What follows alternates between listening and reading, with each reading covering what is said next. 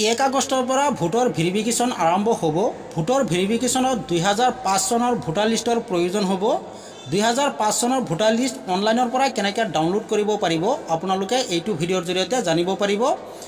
আপোনাৰ মোবাইলৰ সহায়ত 2005 চনৰ ভোটাৰ লিষ্ট ডাউনলোড কৰি ল'ব পাৰিব। কেনেকৈ কৰিব সম্পূৰ্ণ প্ৰচেছ আপোনালোকে এইটো ভিডিঅ'ৰ জৰিয়তে জানিব পাৰিব। ইয়াৰ বাবে গুগল ব্ৰাউজাৰ ওপেন কৰিব আৰু ceoassam.nic.in লিখি সাৰ্চ কৰি দিব। তাৰ পিছত এনেকৈ আপোনাৰ সন্মুখত office of the chief electoral officer Assam পেজটো ওপেন হৈ যাব।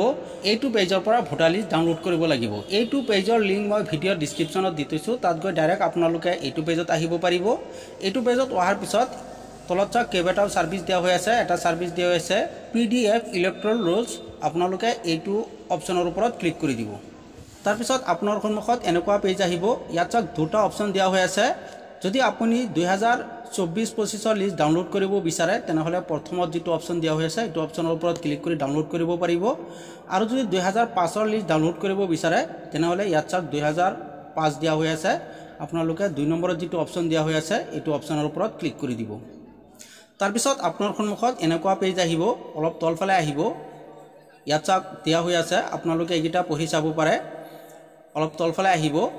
ইয়াত চাওক দিয়া আছে চিলেক্ট ডিষ্ট্ৰিক্ট। চিলেক্ট ডিষ্ট্ৰিক্টৰ ওপৰত ক্লিক কৰি দিব আৰু ইয়াৰ পৰা আপোনাৰ ডিষ্ট্ৰিক্টটো চিলেক্ট কৰি দিব। তাৰপিছত AC চিলেক্টত ক্লিক কৰি দিব আৰু ইয়াৰ পৰা আপোনাৰ ACটো চিলেক্ট কৰি দিব। অলপ তলফালে আহিব। ইয়াৰ পৰা আপোনাৰ পুলিং ষ্টেচনৰ নামটো বিচাৰি ওলাব লাগিব। যদি বিচাৰোতে অসুবিধা হয় তেনেহ'লে ইয়াত চাওক দিয়া আছে সাৰ্চ। পুলিং ষ্টেচনৰ নামটো লিখি বা আপুনি যিটো স্কুলত ভোট দিয়ে সেই স্কুলৰ নামটো লিখি সাৰ্চ কৰিব পাৰিব। বা যদি আপুনি খণ্ড নম্বৰটো জানে তেনেহ'লে খণ্ড নম্বৰ বহুৱাই সাৰ্চ কৰিব পাৰিব। ইয়াত চাওক মই সাৰ্চ কৰিছোঁ, এনেকৈ আহি গৈছে।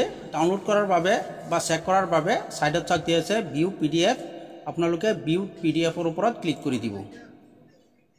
যেতিয়া ভিউ PDFৰ ওপৰত ক্লিক কৰি দিব এনেকৈ 2005 চনৰ লিষ্টটো আপোনাৰ সন্মুখত ওপেন হৈ যাব। যদি আপুনি এইটো ডাউনলোড কৰিব বিচাৰে তেনেহ'লে ইয়াত চাওক ডাউনলোড অপশ্যন দিয়া হৈ আছে। ইয়াত ক্লিক কৰি আপোনালোকে ডাউনলোড কৰিব পাৰিব।